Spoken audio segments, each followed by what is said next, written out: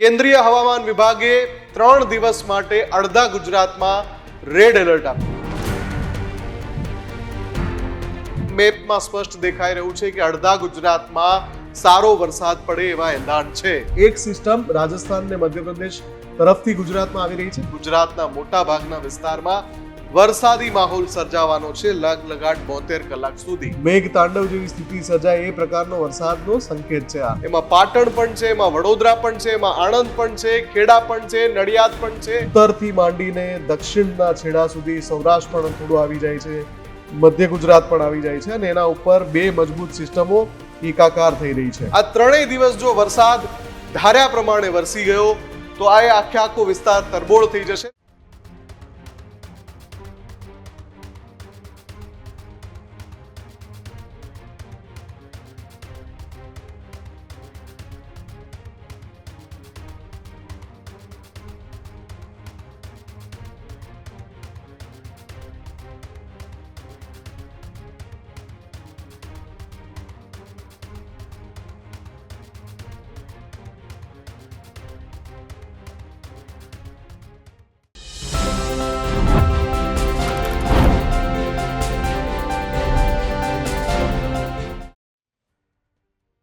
ગુજરાતમાં 22મી જુલાઈ સાથે જે કેવી વરસાદી સિસ્ટમ એક્ટિવ થઈ ગઈ છે, જે અલગ અલગ વિસ્તારોમાં વરસાદ વરસાવી રહી છે. આપ જ્યારે આ રજૂઆત જોઈ રહ્યા છો ત્યારે પણ ગુજરાતના અલગ અલગ વિસ્તારોમાં વરસાદ પડી રહ્યો છે અને એ સિસ્ટમ આગળ વધી રહી છે. પણ આજે વાત એ પણ કરવી છે કે જ્યારે આની પહેલા પણ ઘણી બધી વરસાદી સિસ્ટમ એક્ટિવ થઈ ગુજરાત ઉપર વાદળો ઘેરાયા ત્યારે પણ ઘણા બધા વિસ્તારો વરસાદ વિના કોરા રહ્યા. શું ગુજરાત પર એવો કોઈ અભિશાપ છે? કેમ કે મધ્યપ્રદેશ, રાજસ્થાન અને મહારાષ્ટ્ર જે પણ અલ્નીનોની અસરથી દુષ્કાળ જેવી સ્થિતિમાં મુકાય એવી યાદીમાં હતા, પણ અત્યારે મધ્યપ્રદેશ, રાજસ્થાન અને મહારાષ્ટ્રમાં ધોધમાર વરસાદ પડી રહ્યો છે. તો પછી ગુજરાતના કેટલાક વિસ્તારો એટલે કે કચ્છ, ઉત્તર ગુજરાત, મધ્ય ગુજરાત અને સૌરાષ્ટ્રના પણ કેટલાક તાલુકા જિલ્લાઓ 22મી જુલાઈની સવાર સુધી સાવ ઓછા વરસાદથી પીડિત કેમ હતા અથવા તો સાવ કોરા કેમ હતા? અત્યારે જે સિસ્ટમ છે એ જેમ જેમ સમય આગળ જશે એમ વધારે મજબૂત થઈને ઉત્તરથી લઈને દક્ષિણ સુધી એટલે કે ઉત્તર ગુજરાતથી લઈને દક્ષિણ ગુજરાત સુધી મેઘ તાંડવ સર્જે એવા સંકેત ચોક્કસથી મળી રહ્યા છે. હવે આ સંકેત કેવી રીતે મળી રહ્યા છે? કેન્દ્રીય હવામાન વિભાગે 3 દિવસ માટે અડધા ગુજરાતમાં રેડ એલર્ટ આપ્યું છે. એની સાથે સાથે સ્કાયમેટ વેધરનો ડેટા પણ કહે છે કે ગુજરાતમાં સારો વરસાદ પડશે આગામી 48 થી 72 કલાક. એની સાથે સાથે windy.com નો ડેટા જોઈએ જે આ ચોમાસાનું અનુમાન લગાવાય છે, એમાં પણ મેપમાં સ્પષ્ટ દેખાઈ રહ્યું છે કે અડધા ગુજરાતમાં સારો વરસાદ પડે એવા એંધાણ છે. એની સાથે સાથે ચોથી એજન્સી વેધર એન્ડ radar.com નો ડેટા જોઈએ તો એ પણ કહે છે કે ગુજરાતના મોટા ભાગના વિસ્તારમાં વરસાદી માહોલ સર્જાવાનો છે લગલગાટ 72 કલાક સુધી. તો આ બધાની વચ્ચે એવો તો કયો અભિશાપ છે કે વરસાદી માહોલ સર્જાય, કાળા ઘેઘૂર વાદળો ઘેરાઈ જાય, પણ વરસાદ પડે એ પહેલા જે વિખેરાઈ જાય? તો આજે એ વસ્તુ પણ સમજવી છે અને એની સાથે સાથે મારે એક તમને એક્સક્લુઝિવ રિપોર્ટ પણ બતાવવો છે કે જો જે સિસ્ટમ દેખાઈ રહી છે વરસી ગયા વખતે 48 થી 72 કલાકમાં, તો ઘણા બધા જિલ્લાઓ એવા હશે ગુજરાતના કે જે કોરાકટ હતા એ પણ મેઘ તાંડવ જોશે. ત્યાં પણ પૂર સર્જાય એ પ્રકારનો વરસાદ પડવાની સંભાવના છે. હવે આ સંભાવના શબ્દ છે એ ખૂબ જ અઘરો છે. કેમ અઘરો છે? કેમ કે જ્યારે પણ વરસાદ આવે છે તો એ સમજવું જરૂરી છે કે 3 પ્રક્રિયા ભેગી થાય ત્યારે જ વરસાદ પડે છે. સૌથી પહેલા તો એ ભેજ ભરેલા વાદળ હોવા જોઈએ, એટલે કે એવા વાદળ કે જે વરસે. એની સાથે સાથે જ્યારે એ વાદળો ઘેરાયા છે ત્યારે એ સમયે આબોહવાની અંદર ભેજ હોવો જોઈએ, હવામાં ભેજ હોવો જોઈએ. અને એની સાથે સાથે વાદળ ત્યાં વરસી જાય જે જગ્યા પર એ ઘેરાયા છે ત્યાં એને અનુરૂપ હવા હોવી જોઈએ. આ 3 સંજોગો ભેગા થાય ત્યારે વરસાદ વરસે છે. તો શું આ વખતે એવું જ છે કે ગુજરાતમાં 3 સંજોગો ભેગા જ નથી થતા? કેમ કે વાદળો ઘેરાય છે ઘણી બધી જગ્યાએ, હવામાન વિભાગ આગાહી પણ કરે છે અલગ અલગ વેધર મોડલ, ફોરકાસ્ટ મોડલ છે એ પણ આગાહી કરે છે. જેમ કે 15મી 16મી જુલાઈ ગુજરાતમાં વરસાદ પડશે, સારો એવો વરસાદ પડશે એવી વાત હતી, પણ 15 અને 16 જુલાઈએ પણ એકલ દોકલ વિસ્તારોને અથવા તો કેટલાક વિસ્તારોને બાદ કરતા ગુજરાત કોરું રહ્યું. આવી પરિસ્થિતિ હું તમને થોડો ફ્લેશબેકમાં લઈ જાઉં તો જૂનમાં પણ હતી, જ્યાં 23, 24, 25 જૂને વરસાદ પડે એવી વાત હતી, પણ વરસાદની શરૂઆત થઈ છે 30મી જૂનથી. પણ અત્યારે જે સિસ્ટમ છે એટલી મજબૂત છે, બે સિસ્ટમ એકઠી થઈ રહી છે. અને કેવી રીતે એકઠી થઈ રહી છે? એક તો પહેલા તો એ સમજી લો કે આપણે ત્યાં જે વરસાદ આવે છે એમાં બે બહુ અગત્યના પરિબળ છે. એક તો અરબ સાગરમાંથી જે સિસ્ટમ સર્જાઈને ગુજરાત પર આવે એ, અને બીજી બંગાળની ખાડીમાં જે સિસ્ટમ સર્જાઈને ગુજરાત પર આવે. અત્યારે જે સિનારીઓ છે હું તમને લાઈવ દેખાડવાનો છું થોડી વારમાં. એ ડેટા એની વેબસાઇટ ઉપરથી પણ હું લાઈવ બતાવવાનો છું કે કઈ રીતે અરબ સાગરની એક સિસ્ટમ અને ઉપર રાજસ્થાન ને મધ્યપ્રદેશ તરફ જે બંગાળની ખાડીમાંથી એક્ટિવેટ થઈને આવેલી સિસ્ટમ, આ બંને ગુજરાતમાં ભેગી થઈ રહી છે. એટલે જ કેન્દ્રીય હવામાન વિભાગે એક દિવસ નહીં, 22, 23, 24 3 દિવસ અડધા ગુજરાતમાં રેડ એલર્ટ આપ્યું છે. એના પણ જે મેપ છે, જે રેડ એલર્ટના નકશા છે, એ પણ હું તમને સ્ક્રીન પર અત્યારે બતાવી રહ્યો છું. એટલા માટે કે આ બધું સાયન્ટિફિક ડેટાના આધારે છે. તો પછી વરસાદ પડતો કેમ નથી એની પણ આપણે વાત કરીએ. પણ પહેલા આપણે ડેટા જોઈ લઈએ કે જેના ઉપર ઘણી બધી આશા છે. યાદ રાખજો, 23મી જુલાઈનો દિવસ મહત્વનો છે, 22મી જુલાઈની રાત મહત્વની છે. એટલે કે હવે પછી આ જે વરસાદી માહોલ છે એ વરસી જાય અને ખાબકે, જેને કહીએ ધોધમાર ખાબકે, એ પ્રકારની પરિસ્થિતિનું નિર્માણ થઈ ચૂક્યું છે. પણ એ વરસશે કે નહીં વરસે? કેમ કે આ આગાહી ઘણીવાર ખોટી એટલા માટે જ પડે છે. હવાની દિશા ક્યારે બદલાઈ જાય, વાદળો જે બંધાયા હોય ક્યારે વિખેરાઈ જાય, અને એને અનુરૂપ હવાની અંદર ભેજ ના હોય, આવા બધા સંજોગો ઊભા થાય ત્યારે બધો જ માહોલ હોય જામેલો, પણ વરસાદ પડતો નથી. ગુજરાત સાથે અત્યારે આવું થઈ રહ્યું છે.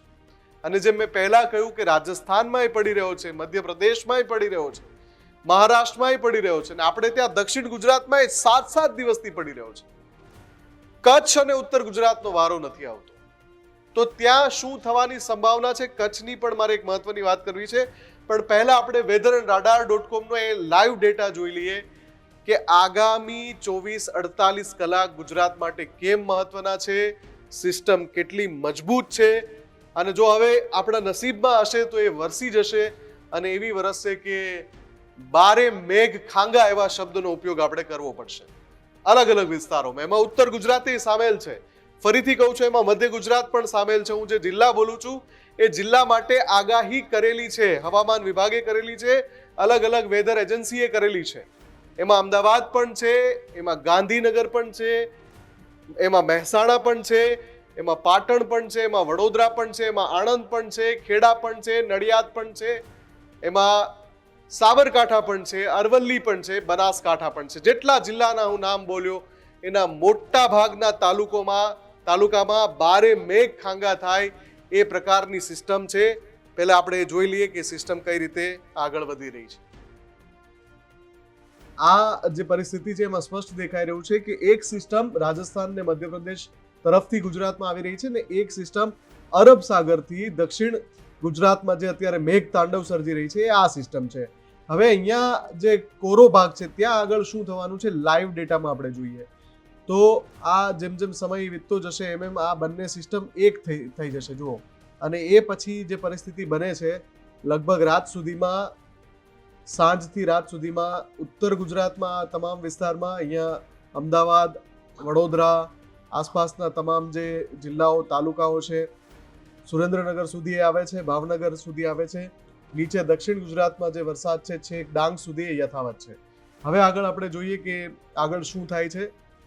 જો મોડી રાત્રે જે ચિત્ર અત્યારે દેખાઈ રહ્યું છે એ મુજબ મોડી રાત્રે અડધું ગુજરાત તમે આમ જોવા જાઓ તો ઉત્તરથી માંડીને દક્ષિણના છેડા સુધી સૌરાષ્ટ્ર પણ થોડું આવી જાય છે, મધ્ય ગુજરાત પણ આવી જાય છે, અને એના ઉપર બે મજબૂત સિસ્ટમો એકાકાર થઈ રહી છે.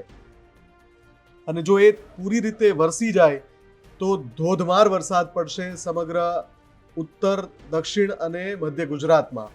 આગળ શું થવાનું છે. તો જુઓ, જેમ જેમ સમય વીતે છે એમ એ સિસ્ટમમાં અને આ પર્પલ નોટ જે આવે છે, પર્પલ કલર, અતિ ભારે મેઘ તાંડવ જેવી સ્થિતિ સર્જાય એ પ્રકારનો વરસાદનો સંકેત છે.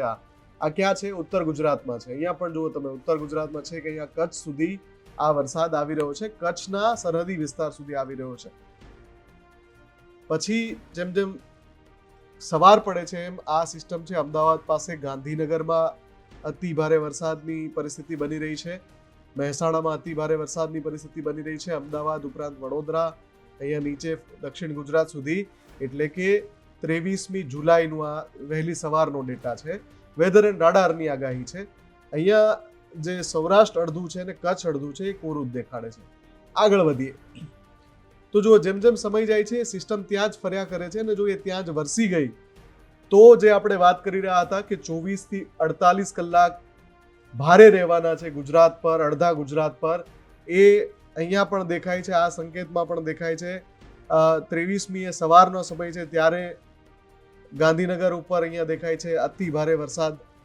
અને એ પછી જુઓ તમે, જેમ જેમ સમય વીતે છે એમ એ સિસ્ટમ વરસતી આ જે પરિસ્થિતિ થઈ રહી છે ફરી એકવાર કોરું થઈ રહ્યું છે. ક્યારે? 23મી એ સાંજના સમયે. હવે આપણે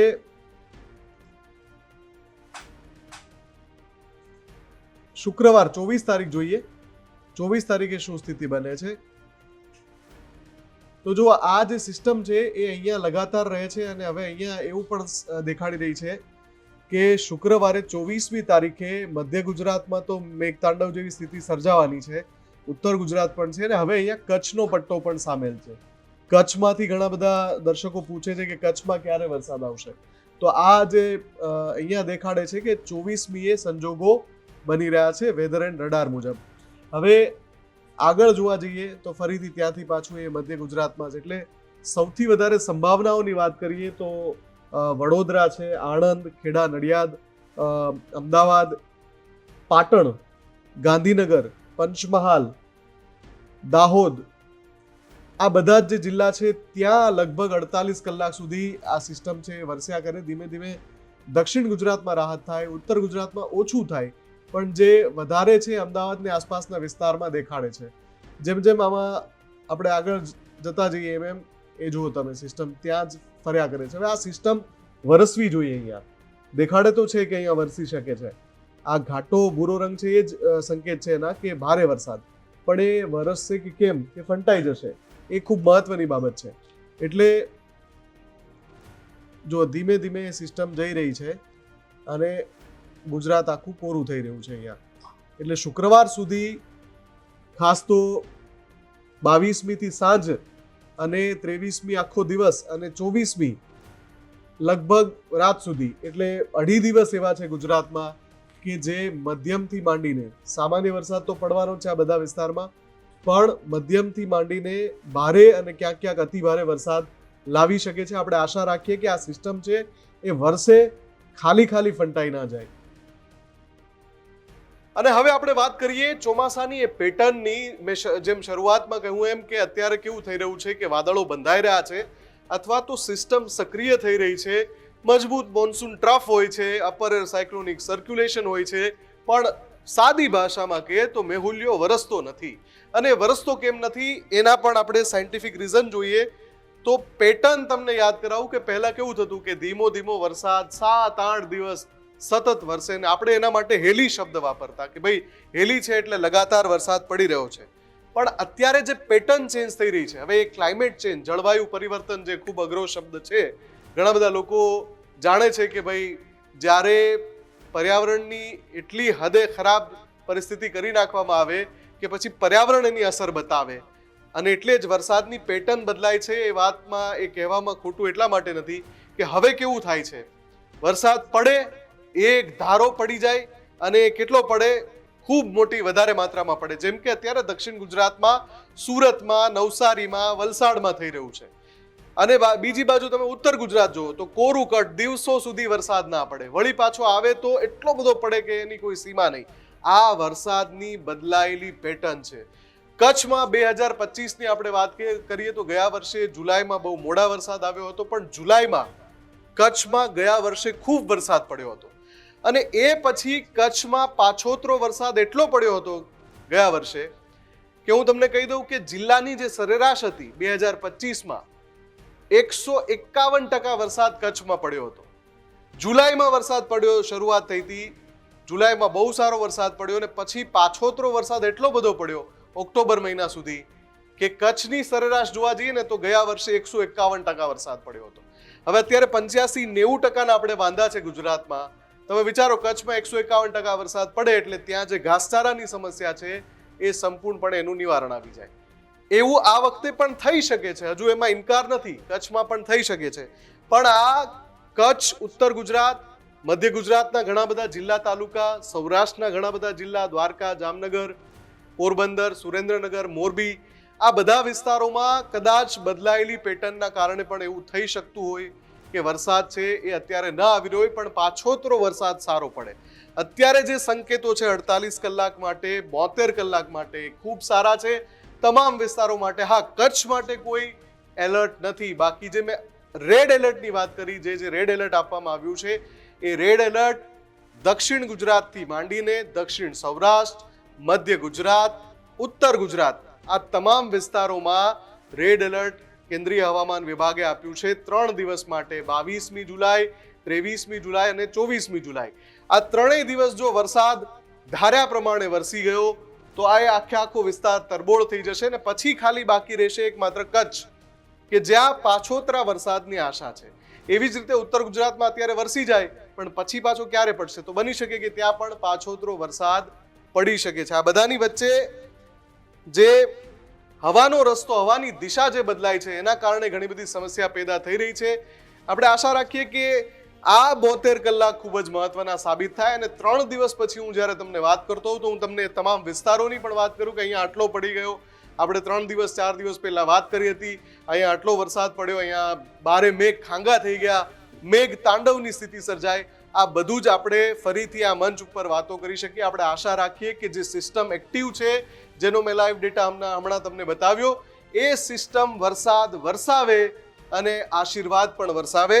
તમારા વિસ્તારમાં કેવી પરિસ્થિતિ છે, શું આ દિવસો દરમિયાન વરસાદ પડે છે કે નથી પડતો, તમારે ત્યાં પણ વાદળો બંધાઈ જાય છે અને પછી વિખેરાઈ જાય છે, તમામ મુદ્દે કમેન્ટ કરીને ચોક્કસથી જણાવજો અને અમારી વિશેષ જોતા રહેજો ન્યૂઝ રૂમ ગુજરાત.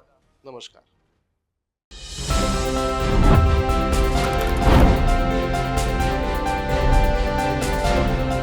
ખેડૂત ભાઈઓ છે ખેતરમાં ડ્રોન ઉડાવતા હોય છે ત્યારે આપણે એક પ્રશ્ન સતાવતો હોય છે કે જે આપણે અત્યાર સુધી જીપીએસ ટેકનોલોજીવાળા ડ્રોન વાપર્યા છે, જેથી કરીને મોબાઈલ ટાવર છે અથવા તો હાઈ ટેન્શન લાઇન પસાર થતી હોય, કોઈ વૃક્ષો હોય, ત્યારે જે જીપીએસ ટેકનોલોજીવાળા ડ્રોન છે એમાં ટકરાય અને ટ્રેસ થાય છે. પણ એગ્રીઓન લાવ્યું છે GNSS ટેકનોલોજી ડ્રોન, જેથી કરીને એ ડ્રોન છે એ કોઈ જગ્યાએ ટકરાય નહીં, પોતાની રીતે જ ડિસિઝન લે છે અને મૂવ થઈ જાય છે, જેથી કરીને GNSS ટેકનોલોજી ડ્રોન છે એ વાપરવાનો આગ્રહ રાખો. અત્યારે જ ન્યૂઝરૂમ ગુજરાતની યુટ્યુબ ચેનલને સબસ્ક્રાઇબ કરો અને ઇન્સ્ટાગ્રામ અને ફેસબુક પર ફોલો કરો. અપડેટ રહો, સત્યની સાથે રહો.